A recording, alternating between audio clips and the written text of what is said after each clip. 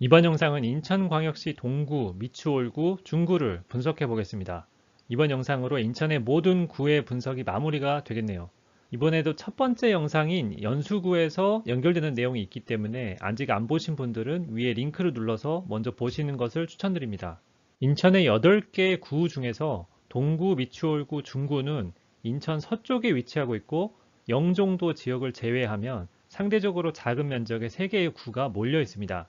평균 가격을 보면 다른 인천 지역에 비해 낮은 것을 알 수 있습니다.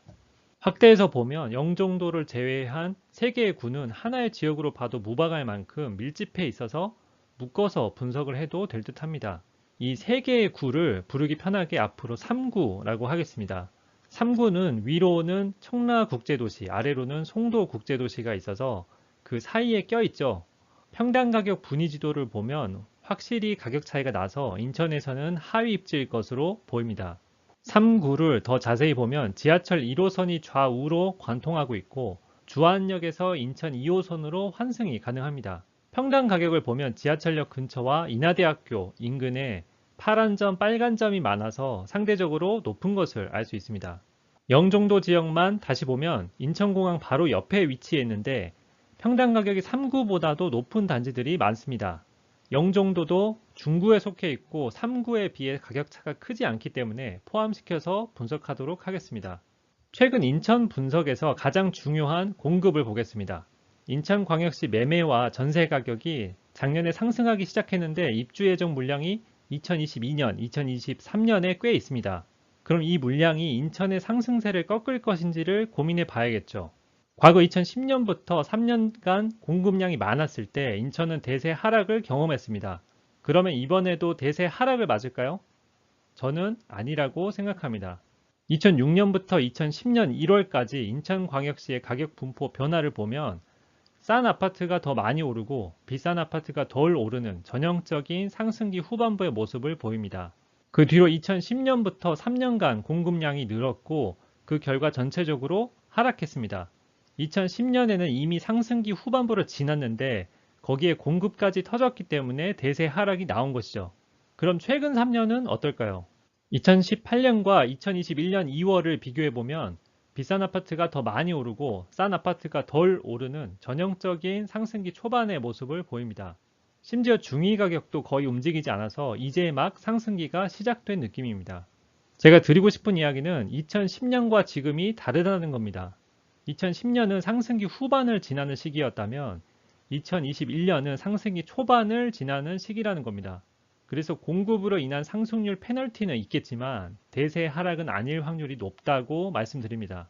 그리고 인천만 보면 앞으로 공급량이 많지만 인접한 도시의 공급량은 어떨까요? 김포, 부천, 시흥을 보겠습니다. 김포시는 작년 2020년에 입주량이 많았었는데 매매 가격은 올랐고 앞으로는 입주량이 거의 없죠. 부천시도 앞으로 3년간 입주량이 많지 않습니다. 시흥시도 작년까지 물량이 굉장히 많았었는데 매매 가격이 그래도 올랐고 약속이나 한 것처럼 앞으로 3년간 입주량이 거의 없습니다. 보면 어떤가요? 김포, 부천, 시흥에 공급이 역대급으로 많았는데도 작년에 급상승했습니다. 그 지역에 공급이 많으니까 무조건 떨어진다. 공급이 없으니까 무조건 폭등한다는 말은 틀린 이야기입니다.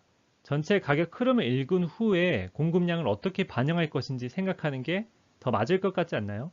다시 3구로 돌아와서 보면 인천 중구는 앞으로 공급량이 어느 정도 있고 미추홀구는 입주량이 점차 늘어날 예정입니다.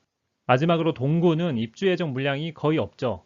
3구를 보면 입주 예정 물량이 어느 정도 있기 때문에 상승률에 페널티가 약간 있겠죠. 그럼 이제 3구의 가격 분포가 어떻게 변해왔고 앞으로 어떻게 바뀔지 보겠습니다. 버블 세븐 시기인 2006년과 수도권이 상승하기 시작한 2015년의 인천시 3구 가격 분포를 비교한 그림입니다. 하위 1%는 98% 상승한 반면에 상위 1%는 44%만 상승해서 전형적인 상승기 후반부의 모습을 보여줬습니다.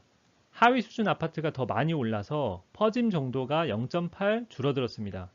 2015년과 현재를 비교해보면 상위 1%에 해당하는 아파트는 47% 상승한 반면에 하위 1%는 거의 제자리 걸음을 했습니다.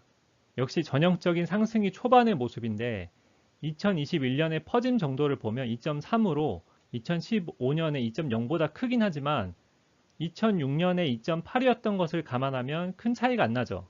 이는 당분간 퍼짐 정도가 더 커질 확률이 높아서 선두그룹이 먼저 더 오르는 타이밍에 있다는 의미입니다. 퍼짐 정도가 0.5 늘어난다면 그림과 같이 가격 분포 오른쪽 꼬리 부분이 더 나가면서 분포가 이완될 확률이 높습니다.